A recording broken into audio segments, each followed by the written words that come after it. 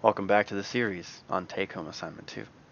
We've just finished doing question 3b, which of course followed question 3a, and we'll be now finishing the last portion I asked you to do of question 3, which is part C.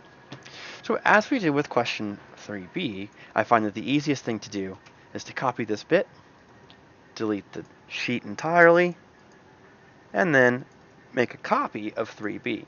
Oh, that's delete. Don't do that. Move or copy. There we go. Make a copy of 3b, and then change that to 3c. And again, the advantage of doing this over copy and pasting is that it preserves your solver dialog box. Saves you some time. Okay, so 3c, the last part. Suppose that if test marketing of the new project is carried out, the advertising campaign also must be conducted. Modify your formulation to reflect the new situation. Okay, so what we want to do is make sure that if we select our, which one is it?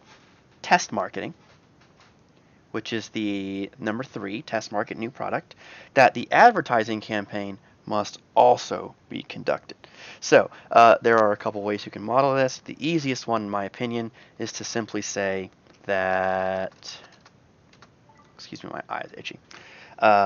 So if test marketing, then advertising must be conducting. But you can do advertising without a test market. So what I'm going to say is advertising, x4, must be greater than or equal to x3. So, and you can always double check this by just thinking about it. So if we fund the advertising and don't fund the test market, that's okay, right? Makes sense? Okay, we can fund both. We already know we can fund both. But it will violate if we don't fund the advertising and we do fund test market, because 0 is not greater than or equal to 1. Good. Okay, so that should be in the right place. Now, we need to build this in to our model, which I will once again add 5 rows. Was that 6? That's 5. Okay. All right. And so we need to simply model the advertising campaign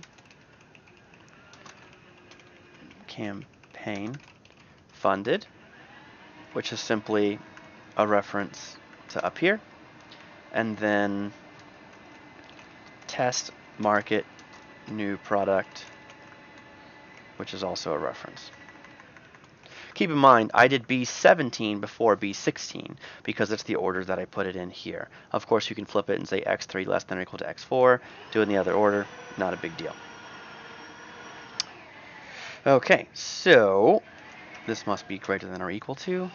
I guess I could have just added 4 rows. Okay, and let's modify our solver dialog box. So we'll add a constraint, this greater than or equal to that. And we'll resolve. Now, once again, it's already feasible, so we keep the same answer. Good news. Nice and easy when it's easy. Okay, that'll conclude question 3, and we'll pick up in a moment with question 5.